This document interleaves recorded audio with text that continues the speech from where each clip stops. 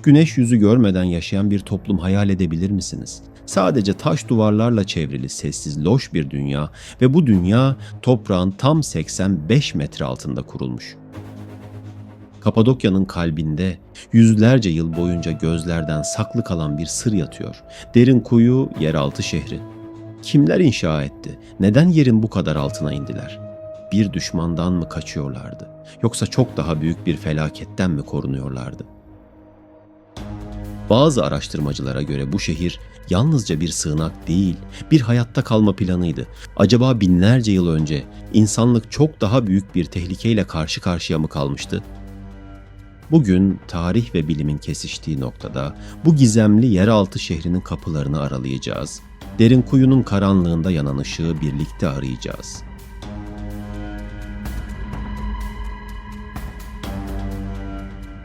Dışarıda zaman ilerlerken bu insanlar yerin altında bir hayat kuruyordu. Peki karanlığın içinde umutla yaşam kurmak mümkün müydü? Yoksa bu şehir karanlığın ta kendisine mi dönüşmüştü? Derin kuyu 1963 yılında tesadüfen keşfedildi. Bir evin duvarına açılan bir kapı ve ardında gizli bir dünya. Sadece birkaç metre derinliğe kadar ulaştığı sanılan bu yer aslında 85 metreye kadar inen dev bir labirentten oluşuyordu. Bugüne kadar keşfedilen 18 katı ve 6.000 kişinin barınabileceği kapasitesiyle derin kuyu yalnızca bir yeraltı sığınağı değil, adeta bir yeraltı şehriydi ve bu devasa yapının içinde ne olduğu hala net bir şekilde bilinmiyor. Günümüzdeki sıcak toprakların binlerce yıl önce buza kesildiğini hayal edin. İnsanlar barınak değil, yaşam alanı inşa ediyordu. Soğuk iklimler yeryüzündeki hayatı zorlarken, insanların hayatta kalabilmek için yerin altına çekildiği düşünülüyor. Derin kuyunun o dönemin savaşlarından ve dış tehditlerinden korunmak için yapılmış bir sığınak olabileceği olasılığı da var. O dönemde Kapadokya bölgesi birçok güçlü medeniyetin egemenliği altındaydı. Hititler, Frikler, Persler ve daha pek çok uygarlık bu topraklarda izler bıraktı. Derin kuyunun yapıları dışarıdan gelebilecek saldırılara karşı güçlü bir savunma mekanizması olarak işlev görebilirdi. İklimsel zorluklar ve kabileler arasındaki çatışmalar, insanların bu yeraltı şehirlerinde yaşamaya yönelmelerinin sebepleri arasında olabilir. Derin kuyudaki karmaşık tüneller, her katın üstündeki taş bloklar ve yer altındaki havalandırma sistemleri sadece hayatta kalmak için değil, aynı zamanda savaşlara ve düşmanlara karşı korunma amacıyla tasarlanmış gibi görünüyor. Burası sadece bir sığınak değil, belki de o dönemde yaşamın devam edebilmesi için bir hayatta kalma stratejisiydi. Peki derin kuyunun gerçek amacı neydi? Birçok araştırmacı bu yapının sadece bir sığınak olmadığını düşünüyor. Burası bir zamanlar insanların kendilerini koruyabilmek için başvurdukları en sağlam çözüm müydü? Yoksa başka bir tehlikeden mi korunuyorlardı? Buzul çağı yaklaşık 12 bin yıl önce sona erdi ve bu dönemde dünya soğumaya başlamıştı. İnsanlar tarımın zorlaştığı, hayvanların göçtüğü ve gıda kaynaklarının azaldığı bir dünyada hayatta kalma mücadelesi veriyorlardı. Bu dönemde insanlar hayatta kalabilmek için korunaklı yerlere yöneldiler.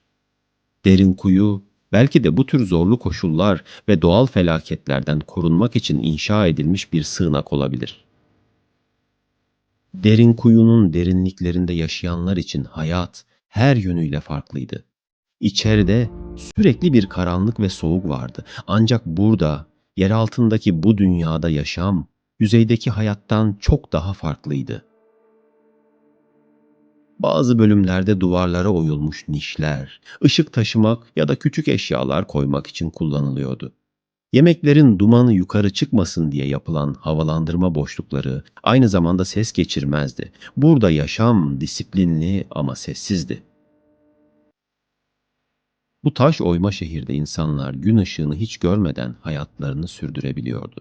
Havalandırma bacaları sayesinde içerideki hava taze kalıyor, yeraltı sarnıçlarında biriken su tüm şehre yetecek kadar düzenli dağıtılıyordu. Küçük odalar hem yaşam alanı hem de ibadet yerleri olarak kullanılıyor, mutfak olarak düzenlenmiş alanlarda ise taş fırınlarda yemek pişiriliyordu. Hayvanlar için özel bölmeler hazırlanmıştı. Böylece sadece insanlar değil, onların besin kaynakları da güvende tutuluyordu.